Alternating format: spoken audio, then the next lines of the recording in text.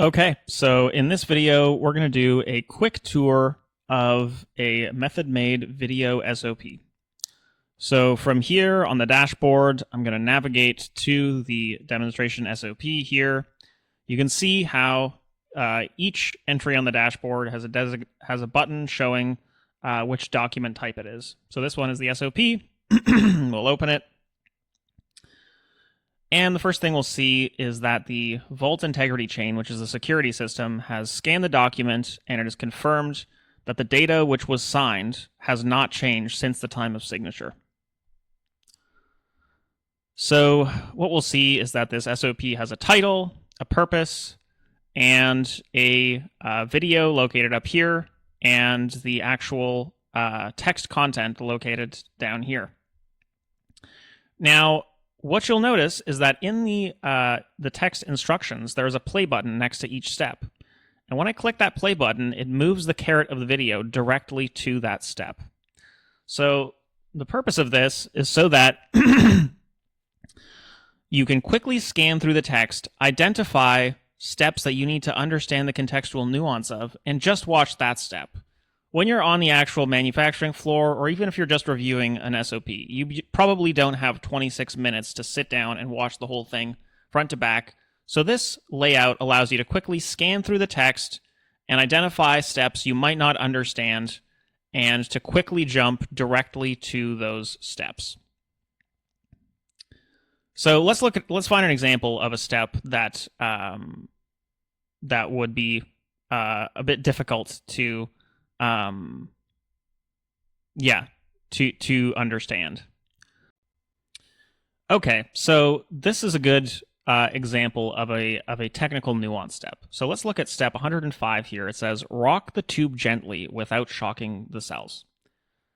Gently is a word that scientists consistently use and is not quantitative, and it does not adequately describe their actual activities. So generally speaking, if you're using a text-based SOP, you read rock tubes gently without shocking the shells, and with your best guess as to what they mean by gently or rocking, you do that. And there's a high risk of failure when you're doing that using a text-based SOP.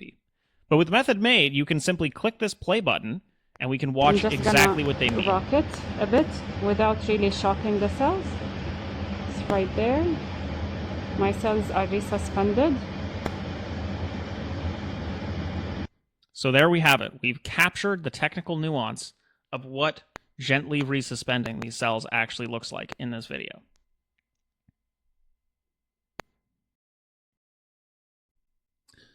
So you'll notice that each SOP has a box for reagents, materials, and equipment, and a title, a purpose. You can create a revision. And one critical feature that we have is something we call execution insights. Now, execution insights is a system for bidirectional communication between authors, MSAT people, and operators who may be in a clean room or a laboratory, and they may not necessarily be in the same building or even in the same city. And the way this system works is it allows you to bubble up observations made by an operator during the execution of an electronic batch record all the way back to the SOP. So I just opened this execution insights window from the SOP, and what I'm seeing here is places where the operator got confused, the exact step they were confused at in the exact SOP. Now I can use these execution insights when I'm creating a revision to improve the quality of the documentation, and this allows for a continuous improvement cycle.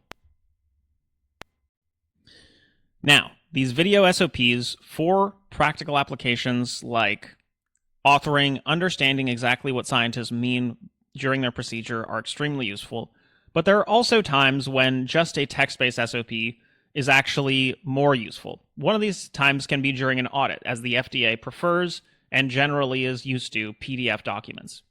So aside from the video SOP, you also are able to download the PDF of each document. So you'll see when you click the download PDF button that a zip folder is downloaded. We'll extract the zip folder.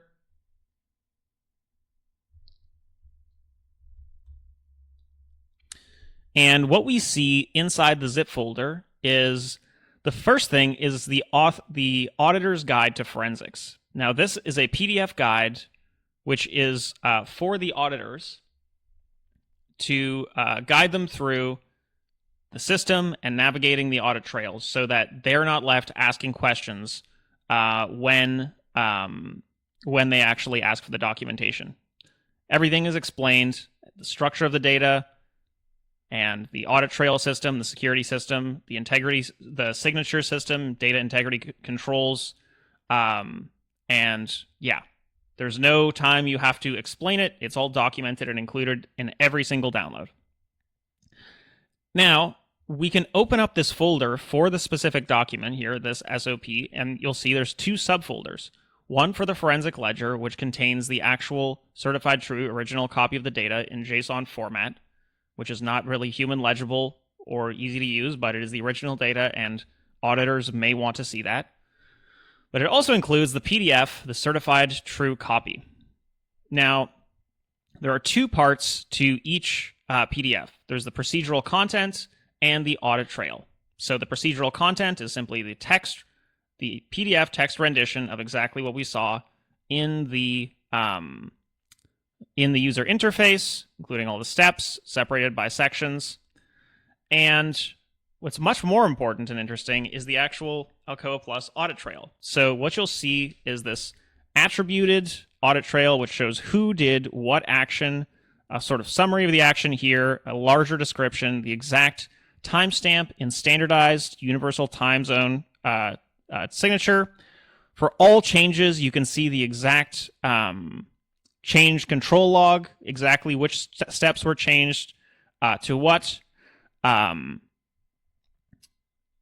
Yeah, and critically, in order to ensure that all AI-generated content is attributable to a human, every single time that AI-generated content is created, for example, during transcript drafting, it is required to be signed through the transcript approval process immediately afterwards. So every single audit trail shows a human signature taking responsibility for all AI-generated content. And in SOPs, that includes the transcript, and it also includes the actual SOP draft, like the steps, the title, purpose, and so on. So here you can see that the language model drafted this SOP. The user made these edits to the AI-generated content. Then the author submitted it and signed for that submission. And then here, quality requested a revision with a specific reason. And then finally, the SOP operator resubmitted it, and the quality approver finally approved the record.